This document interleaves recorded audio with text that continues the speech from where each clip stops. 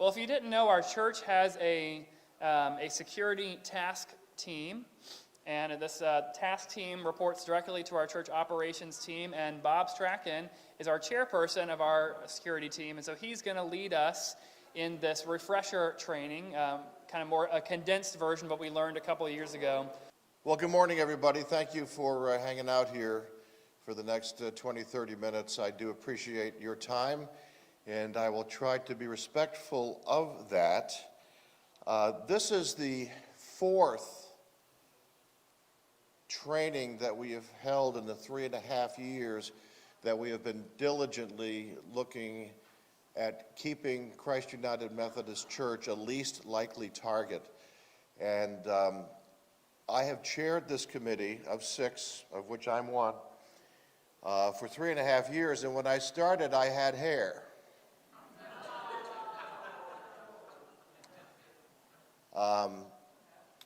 To say there have been challenges, that's true. There have been challenges, and we continue to work through those challenges. And, you know, some of the things that I'm going to say today may seem crass. The factors that this is church is not lost on me. The factors that we are supposed to be compassionate people and reach out with the hand of Christ to people who come to our church is not lost on me. This is a very difficult topic to talk about. And really, what I'm going to say during this time period, quite frankly, may save your life. I'm serious about that. In the last 10 years, at least 15 incidents in houses of worship have taken place. 64 people lost their lives in those 15 incidents, and scores of others were injured. Now, I'm going to ask a question, and I would like to get some responses from you. What do all of these 15 houses of worship where 64 people were killed and scores injured, what do they all have in common? Anybody? Gun is a correct answer, but that's not the one I'm looking for. They were open and welcoming. That's correct. That's 2. I'm saying? Unlocked doors would, yes, that's correct. No security training, that may be the case, may not be. Okay, here's the one I was looking for. None of these houses of worship expected anything like this to ever happen in their house of worship. None of them. So where do these happen? These happen in Baptist churches, synagogues, the Church of Christ, mosques, Methodist Episcopal Church, the Church of God. There doesn't seem to be any specific faith that's being targeted here. And so what I want to talk to you about is best practices and how we at Christ United Methodist Church can best be prepared should something like this happen. So just a few weeks ago, this is so brand new, a synagogue near Fort Worth, Texas, 4 hostages were taken by a lone gunman.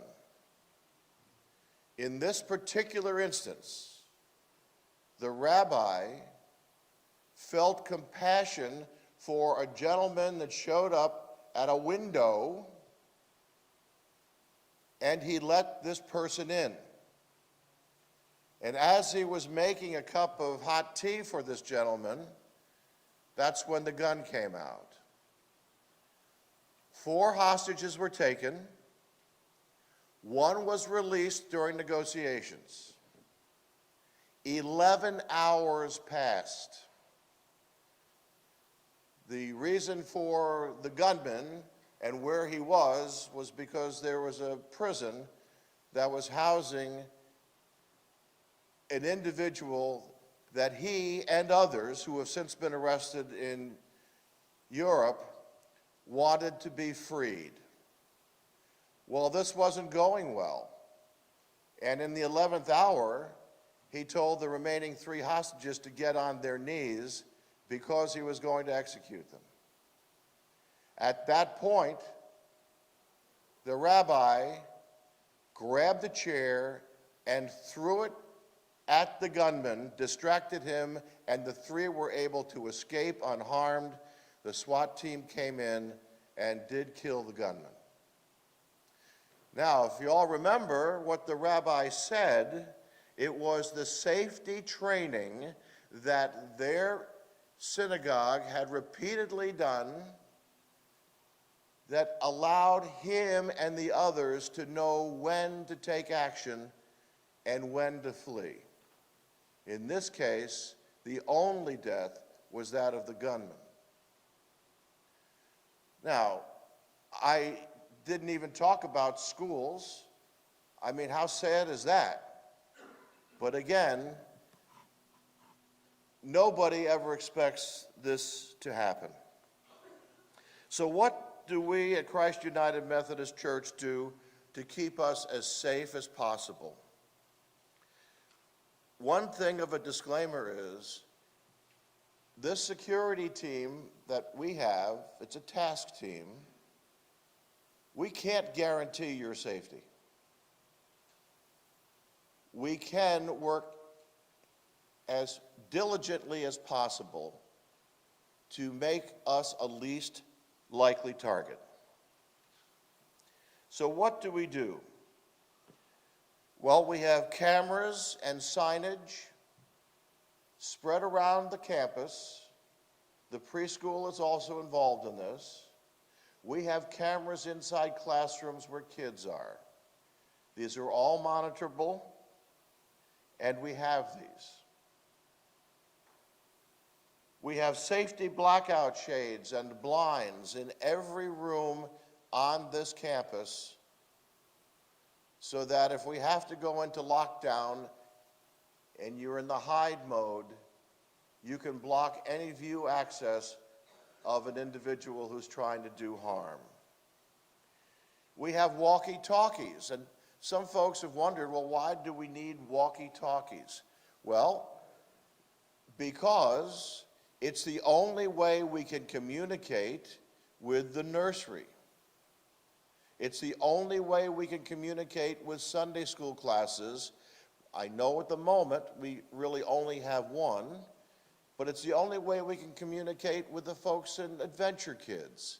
It's the only way that we can get feedback to know that, number one, there may be someone who's having a heart attack in the Sunday school class, and someone needs to take action. Well, during the Sunday school hour, the pastor is monitoring his walkie-talkie. One usher has the walkie-talkie. The nursery has a walkie-talkie. The Adventure Kids have a walkie-talkie. And when we eventually get more adult Sunday school classes and the Welcome to class, which is coming up on Methodism, there'll be a walkie-talkie there as well. So this is a communication method that we have that allows us to communicate effectively between those who need to know. Maybe a child in the child care is sick, has thrown up. The only way we can get the parent is through the walkie-talkie to the usher, who will come and get the parent, because the person in the nursery can't leave because there's a child or children there. Okay, so we have to think about all these things and how these all work. And the blackout shades, just so that you know, are in the preschool as well. because you know they have these little windows in the doors. There's specific size ones for that. And they've been trained at the preschool on what to do in the case of a shelter in place. All buildings and all rooms are numbered with a letter. You may see these outside with a letter, and then every door that is an entrance is with that same letter of the building and a number on it. Well, why is this important? Because if we have a situation with an active shooter on campus or any emergency on campus, and we tell the Neptune Beach police that the person was last seen outside the Turtle Room, they're not going to know what the Turtle Room is. But they will know that it's Building C, Room 2, because they have a schematic that matches the letter and numbering scheme here. And we'll go through that in just a bit. So the Neptune Beach Police Department has been invaluable as a resource for the security team that we have in effect. Again, there's only 6 people on that team, I being one. And the reason that it's not 12 or 15 people is because that becomes unwieldy. With 6 people, it's easier to come to a consensus, and I want you to understand that there is a consensus being built in this team. This is not as Bob says it is. Bob's been trained, but others have been trained. And so we work on this as a team. Now, the biggest thing is our door locking campaign and door locking check. The number one thought in the mind of someone bent on killing people with the gun is to kill as many people as they can in as quick a time as they can, because they know resistance is coming, and whatever their twisted mindset is, they're trying to kill as many of us as they can. They don't want to be bothered with locked doors, because most times they'll find a door that's open, and that's their access. Or some well-meaning person will let someone in, like the rabbi did. One of the things that makes, when I had hair, stand up on the back of my neck was when I would go, and I'll talk about what I do. You see me get up during the service. Well, let me tell you why I get up during the service. I go and I recheck every door on this campus I don't do the preschool, but every door on this campus is checked by me or a member on the team to make sure that they are locked. And far too often I find that there is a breach. And that's why we continue to get up and do this. So, it's happened twice on my watch. When I come to this door, 3 times in fact, when I come to this door and I push the button to make sure that door's locked, someone thinks someone's trying to get in that sits over in this area, and they go and they open the door. Well, my Lord, what we've just done is breach the door locking situation and maybe letting a gunman in the door. So please understand, that door is closed at 10:15. No one gets in after 10:15. The doors in the sanctuary, in the narthex to the sanctuary, are closed at 10:25, and an usher is sitting out there waiting to close those doors, pull them closed, because they're already locked by a member of the security task team. And all they have to do then is close the doors. They remain there in case someone comes late and needs to get in.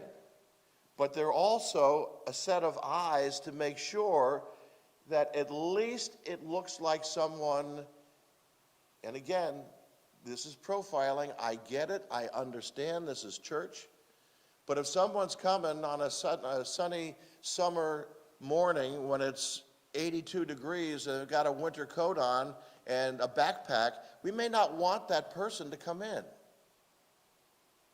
It's a judgment call, I understand. But our door locking campaign, one of the trainings that we did early on about 4 years ago, Tony E. West, Pastor Bridget, and I went to a full-day training. It was sponsored by a United Methodist Church on the other side of town, and it was done by two former SWAT team members from one of the South Florida police departments. And they shared with us, and if you've heard me do this before, maybe you remember the story, they shared with us the 911 calling from Sandy Hook Elementary School. It was horrible. It was horrible. You could hear the gunshots. You could hear the person who was on the phone with the 911 operator. It was heartbreaking. Heartbreaking. Children killed. Teachers killed. The ones that didn't get killed were the ones that had the doors locked because he didn't want to be bothered because he knew that resistance would be coming. So door locking is the number one preventive measure we can do to keep us as safe as possible. And it's a paradigm shift. We're a church. But remember, those other 15 churches never expected it to happen to them. And so, yes, it can be a pain. Well, you got to walk all the way around and get an usher's attention to see you through the window. Okay, yes, it's a pain. But I'd rather it be painful than be deadly. So, what do? Every room in the campus, this includes the preschool. This is a takeaway that took a lot of effort from the team members on the security team. This happens to be the one from the sanctuary, which hangs just by the light switches that I took down today. I want you to understand that you need to review this yourselves. And it doesn't matter what room you're in the campus, there's one there. Because if you wait until there's a problem, it's too late. Okay, so this talks about the run, hide, fight model. It has a schematic of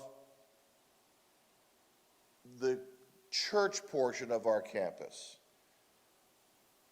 The ones in the preschool have the preschool map on it. And again, as I mentioned, every building has a letter. This building is building A, and this is room 1. It's the sanctuary.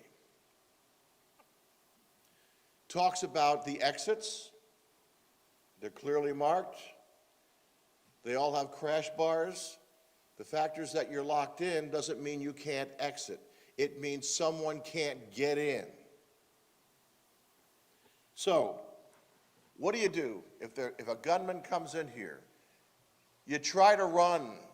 And what the training has said is that if there's someone here with a gun, people don't recognize the danger. People are panicked. People will sit there and not move. So here is the stark reality of this. You try to shake your neighbor out of whatever situation they're in mentally, leave all your belongings. If that person won't move, you've got to. You've got to get out. That's the first thing, is to run. If you can't run, you need to hide. You need to hide somewhere where you can lock yourself in, where the window shade can be pulled down. And when you're hiding, you need to make sure that your phone is on silent, so that you're not indicating to any gunman that you are actually in that room or with other people. So let's just say you're in the room with you're hiding there with a dozen other people. You shouldn't be all in one place, because that makes for a bigger target. You should arm yourself somehow to know that if a gunman should get into your location and your last absolute defense is to defend yourself, whether it's with scissors, with a flagstaff, whether it's a chair like the rabbi did, anything that you can to arm yourself, so that if it comes to a fight situation, you need to know that your intent is to totally disable this person, because this person is trying to kill you. Dead. They're not playing. You can't play either. So run, try to shake your neighbor, get out the best you can. Congregate far enough off outside. The police will be on their way. Someone will have called the local Neptune Beach Police emergency number, which is listed here, or you can dial 911. The reason that 911 is perhaps not the best answer is because that goes to Jacksonville, and then they have to call Neptune Beach Police. We can call Neptune Beach Police directly on a number that is not necessarily known to everyone. It's listed here. And they will be here in seconds, in a matter of minutes. And again, they won't know who the gunman is. So they may ask you to put your hands up. If you ever see these kids being let out of the schools, they all have their hands up because they don't know who the gunman is. Okay. If you're the person that calls 911 or the Neptune Beach Police, tell them where this person was last seen. They will be here. So run, hide, fight. And we pray, we all pray that this will never happen here. 64 dead people in the last 10 years in houses of worship, never expected it to happen to them either.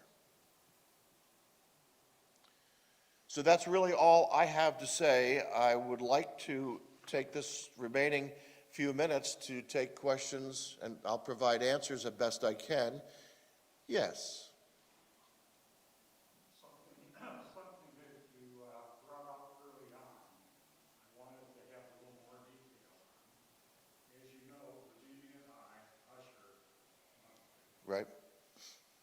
Invariably, after the doors are locked, 100% of the time we have late visitors. Right. No problem with the ones that we regulate. Right. We have a problem with the ones that we have not seen before. Like you said, they got a backpack and so forth, that's no problem. What happens if we don't open the door? People can say, you stop these people from coming to church. There can be a time when we're going to have to make a decision. Correct. Correct, Don. I know. These are the hard realities that we face. Because, again, this is church. And none of our compassion is lost on me. And you just don't know. Sometimes, you know, I would rather err on caution. I mean, I was thinking about this the other day, and I haven't brought this to the team yet, but I'm thinking that if someone comes in with a backpack, we might want to ask that person to leave it here in the narthex. I mean, something to think about. I mean, we haven't come up with that yet, but that's what I thought about. Have I kind of answered your question? I don't know that I did, but there's going to be an usher. Is Nancy here? Yes, she's going to have an usher training shortly, of which security will be a module in that training that I'll help Nancy with. So we'll discuss that further. We almost need a hard and fast rule that somebody you don't recognize, they come late, just leave them out. Okay, I will take that as a mental note, and we'll bring it to our next security meeting. Thank you, Dot, that's good. Yes?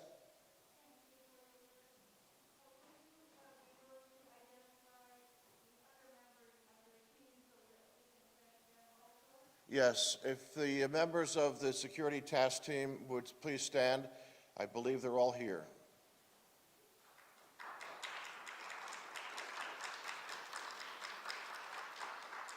Thank you. Yes, Nancy?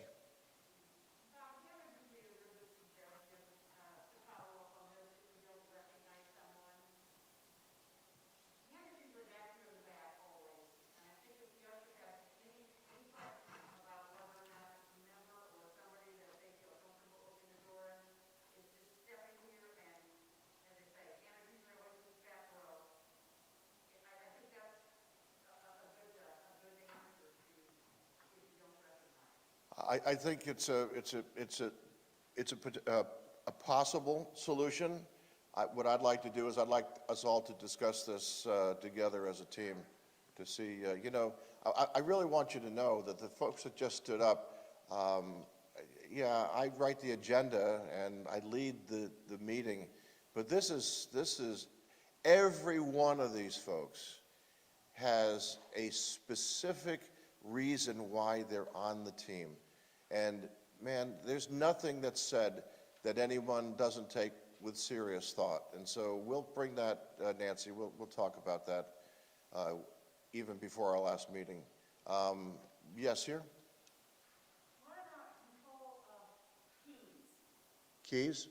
Yes, the pastor is actually in the process, along with Mary, the office administrator, in taking bids to have all the church doors rekeyed, and then limiting the number of people who get the keys as they come out. So that is in the works. Yes? What if person of the congregation carries it on legally? Yes?